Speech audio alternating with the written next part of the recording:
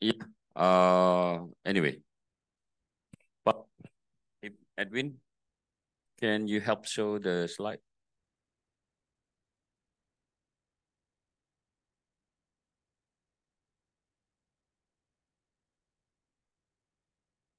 Oh, Are we recording this session? we're recording this session? Yes, still recording, right? Yeah, because using the independent camera. Start recording, don't forget.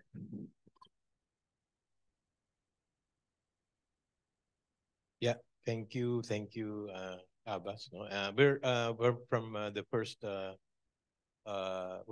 breakout group on the policy issues.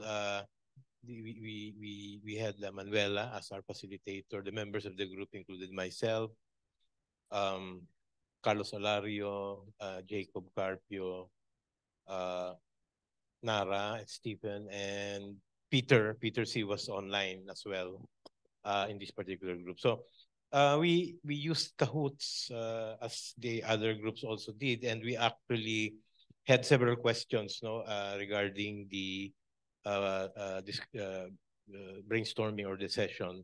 What we did was we requested Dr. Professor Nara to give a sort of a summary slide, and this is what we came up with the group.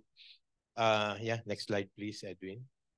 There were several questions from the group thrown to the group. One was actually what are the major considerations for a policy on microcredentials, and then there were questions on challenges and what would be supportive mechanisms and capacity building activities with regards to developing policies for microcredentials.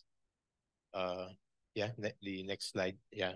So what we have here actually is the summary of the discussion from the group along several layers. So at the topmost, in terms of a policy for microcredentials, the sort of main discussion points were actually on interpretation and consensus among the stakeholders, interoperability, which is not only on the technical side, but also on the organizational side, and also on the relationship between organizations, including the alignment, and of course, eventually acceptance of a of the policy and in the eventual recognition. No, so the other major areas, no, that's the first set or cluster of ideas. The second cluster of ideas is actually on the authority and recognition. We were talking about mandates, no, from national laws and the designation of a agency that would look into micro-credentials and transforming capacities to capabilities such that there are standards, no, but yet there's the need for flexibility. That's the second layer, the second cluster. The third and last cluster of topics includes about having the need for the infrastructure, the particularly the technology infrastructure, the resources, meaning funding, and of course the partners, no, to participate in this particular initiative, and a process of facilitative engagement. And we had some discussion on agreements, which is based on trust. No, so basically the idea of the stakeholders having an engagement process because they trust each other and they trust that they will be working together is one major area for that policy direction. And for eventually to network, not for that the stakeholders to have their network for knowledge and to be able to be aware, no, of this particular set of knowledge and to be to share it along the group.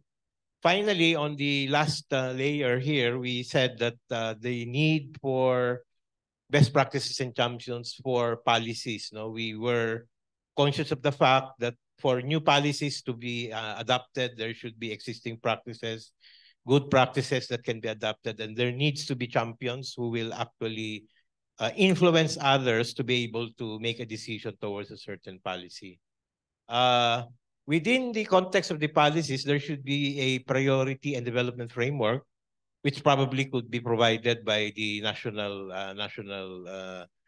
government structures or the countries themselves, and to be able to sort of maintain that through operational and through a sustainable way, meaning the incentives.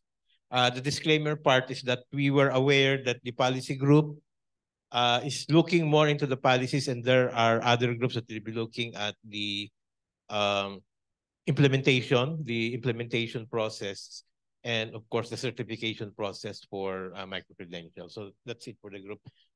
Maybe other members of the group will have additional points. You can probably just chime in. Thank you very much. Thank you very much, everyone.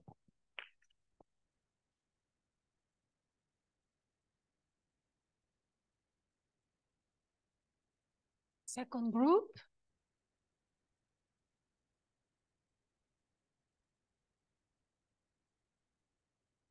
Alwin. Alwin? Sorry.